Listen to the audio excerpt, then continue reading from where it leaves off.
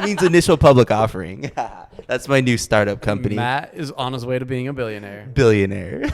Private jet. We're going to do a podcast on a private jet someday because we're cool like that. That would be dope. Then we have We're going to land a helicopter on a golf course. Yes, and then walk to the private jet. Anyways, guys, back to finance. All right, we're making it fun. Finance and fun should go together. It should. Dude, that's kind of a cool name, though. It Fun and should. finance. Yeah. Or Whoa. I mean, Like, isn't the whole goal here to like get rich? You know, if we're talking about finance, right? We want to have fun. that's fun. Getting rich is fun. It is. And also, I feel like that makes it a little bit more accessible. Because for me, sometimes I hear stock market and I'm like, boring. Yeah. I'm going to fall asleep. I work at a finance company, by the way. Matt, do you think your followers want to get rich? Yes. I think I probably. think and we've had a great, fun couple minutes of this.